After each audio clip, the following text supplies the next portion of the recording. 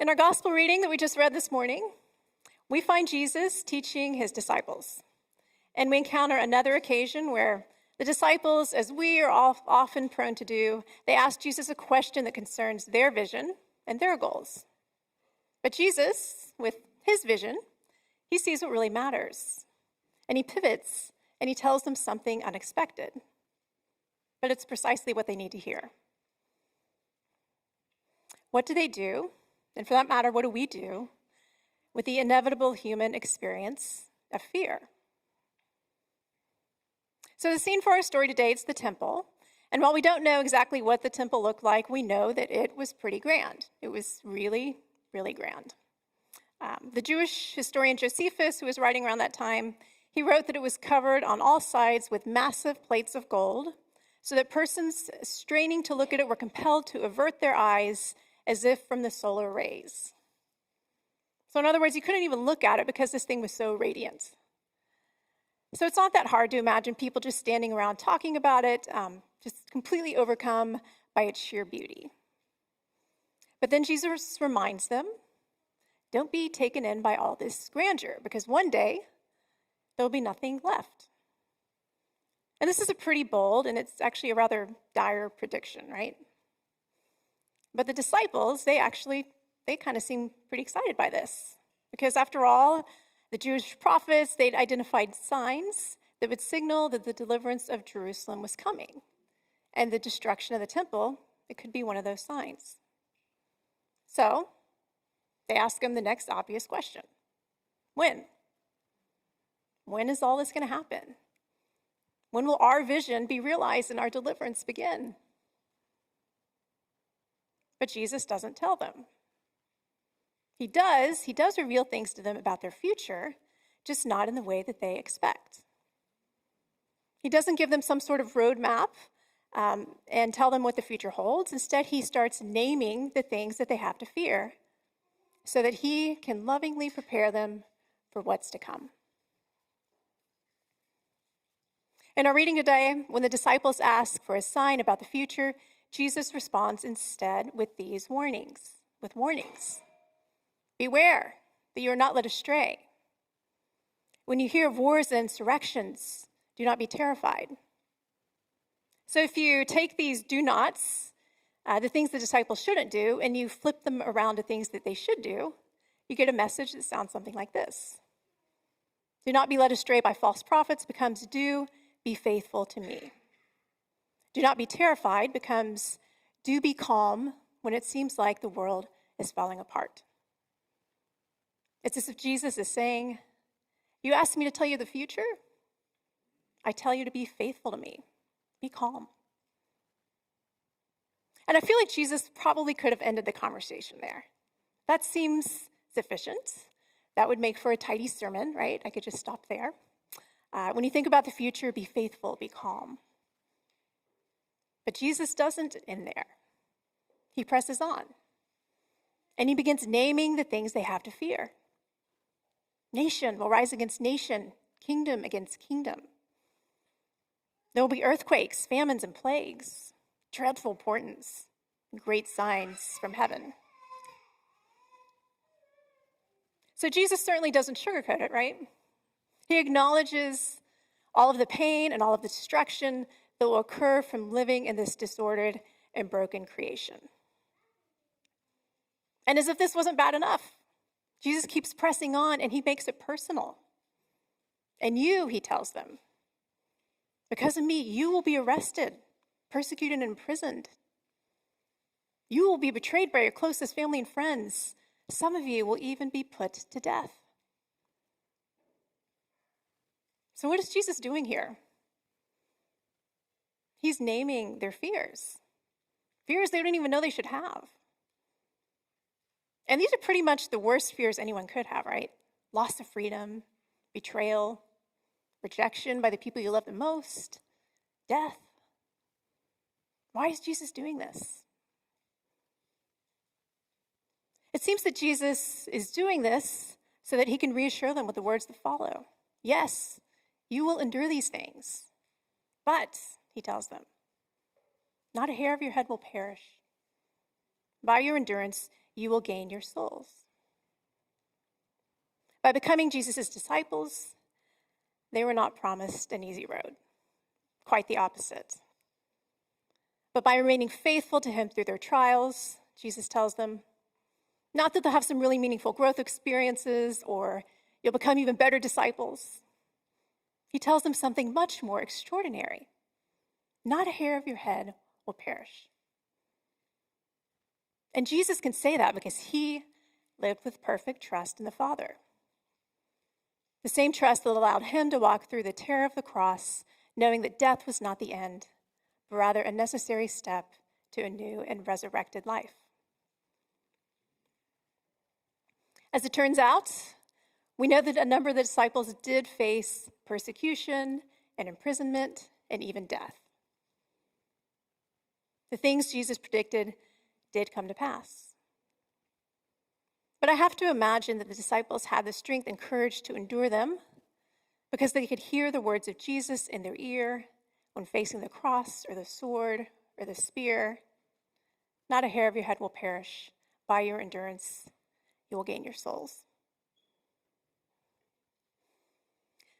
Last week when we celebrated All Saints' Day, I know most of you were here, I think. Father Sean, he preached about Oscar Romero, and he mentioned that it's sometimes hard for us to relate to these saints and their spectacular feats of courage.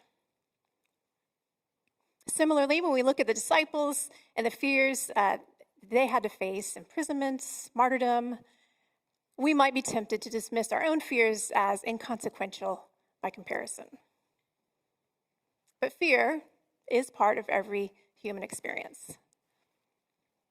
Just before Halloween, I was listening to a rebroadcast of an old interview of Stephen King. And I assume everyone here knows who Stephen King is, right? Okay, there's some young people here. Okay, so Stephen King, probably the most famous writer of horror, supernatural thrillers, but he was asked during this interview that I was listening to what he considered to be a frightening movie.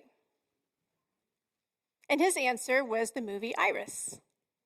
Okay, if you're not familiar with it, it's a movie about the writer Iris Murdoch, and he recounts the opening scene as she's trying to remember the word for tree, which she can't remember because she's suffering from the onset of Alzheimer's disease. Okay, so this master of horror with all these terrifying and imaginative stories he's concocted over the years, he revealed that he is most afraid that his mental faculties will diminish, which is something that's a pretty common experience and something that will probably touch many of us at some point. Living means illness and aging and dying. Loving means we risk losing people. And these things we know can be pretty terrifying. And so we may try and bury our fears in our busyness and our distraction, in our hobbies, in this constant stream of entertainment that our culture will serve up for us. But as Jesus' disciples, he would have us name our fears. Because when we don't, they can have a way of driving us in ways out of alignment with his will. Now, to give you one example, I'm a parent, which, as you parents probably know, means that I live in a state of perpetual terror that something bad will happen to my children. And of course, as a parent, I'm responsible for making good choices to keep them safe. But sometimes my fear drives me beyond that. And I don't want to let them take reasonable risks that are good for them because I'm parenting out of fear. What I'm really doing is trying to push God aside and step into his shoes, thinking that it's my responsibility to control their environment and steer it toward my preferred end. But knowing that they are God's children first and that he will not let a hair on their head perish, even if it looks to me like they're in peril, this frees me up to parent with their well-being in mind instead of assuaging my own fear. So what is it that you fear? Getting older? Never achieving what you hoped you would? Letting someone down? Losing someone you love? Being alone? Some fears are justified and helpful because they alert us to real danger, and they point to where we need to exercise wisdom and proceed with caution.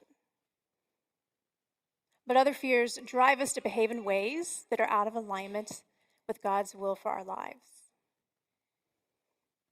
And as Jesus' disciples, he invites us not to bury our fears, not to pretend they don't exist, but to name them. And he sends his Spirit upon us to help us see them, to help us discern what kind of fear are we dealing with. Is it a real danger? Or God's challenge for us to be courageous? Or to pay attention to where our trust is weak and needs to be strengthened? And we have this great gift of having a God who actually understands our fears. The word chose to assume flesh and enter into all the suffering we experience. God didn't have to do that, but he did so because of his great love for us, which surpasses our understanding. And Jesus knows what it's like to be rejected, to be betrayed by those he loved, and to see people he cared for die. Jesus knows the loneliness of friends deserting him when he needed them most. Yet he faced his trials with perfect trust in the Father, especially the brutality and terror of the cross, praying, "Not my will, but yours be done." And as Father Sean preached last week, it's Jesus' power, not our own, working in us that holds us up where we're called to face our fears. We see this in our story today. Jesus tells the disciples that when they come before kings to testify, they shouldn't worry about what they will say because he will give them the words and wisdom that they need. He will sustain them. It's important to recognize, though, that Jesus reassures us. He gives us what we need to face our fears, not for our own sakes.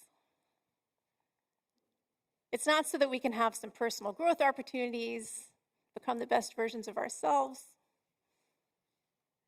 Our passage tells us the disciples endured hardship because it gave them an opportunity to testify to him. And our fears and how we respond to them, it gives us an opportunity to testify to him by becoming more like him in our perfect trust in the Father, and trusting how he will work through us to bring his kingdom come. So thinking back again on All Saints' Day, personally, I like the account of Perpetua and Felicitas. If you're not familiar with them, it's two martyrs in early church tradition. And Perpetua was a young mother. She was still nursing her son when she was imprisoned for her Christian beliefs. Felicitas was a slave who was pregnant when she was imprisoned. But because pregnant women couldn't be publicly punished, she prayed to deliver her child early so that she could die a martyr's death. And both of them remained true to their faith and were publicly executed. According to the written account, Perpetua herself guided the wavering young gladiator's hand with a sword to her own throat. And the remarkable faith and courage demonstrated by these young mothers, it's truly inspiring. But it's doubtful we'll ever be called to face wild beasts or swords on account of our faith. Yet that doesn't mean we aren't called to face real and profound fears. And it doesn't mean that we aren't called to testify to Jesus and how we respond. For those who fear rejection, you testify to your faith by leaning more deeply into your intimate relationships and friendships that God has placed in your life. For those who've been hurt by the church and fear being hurt again, you testify to your faith by stepping back into Christian community. For those perfectionists who feel failure, you testify to your faith by trying something new that God's calling you into, even though you feel woefully inadequate for the task. For those who live with secret sin, you testify to your faith when you confess to a priest or to a trusted friend and admit that you need help. And although in our country today we don't have amphitheaters where Christians are being martyred, it still takes courage to live as a disciple of Jesus. In our polarized climate, it takes courage to openly love our enemies, to be willing to admit when we're wrong, to be the first to apologize. It takes courage to opt out of a culture that teaches us that we need to rely on ourselves, to take away our fears. It teaches us we live in a world of scarcity and must work harder and harder and accumulate more and more in order to be safe. But this chasing after more and more, it means we have less for Jesus, who is the only one who can truly calm our deepest fears. And it takes courage simply to name our fears. In my case, I find I don't want to draw God's attention to them, right? I'm afraid if I flag my fears for him, he'll see it's an area where I really need to do some work. So I think let's just better left alone. Nothing to see here. As if I could hide my fears from an omniscient God, to whom all hearts are open, all desires known, and from whom no secrets are hid. God knows your fears. He knows what you have to be afraid of even before you do. And the God who chose to assume flesh and suffer alongside us invites you by the Spirit to name your fears so that he can comfort you and prepare you to face them. And in facing them, you'll have an opportunity to testify to God as you're conformed more and more to the likeness of the Son and his perfect trust in the Father.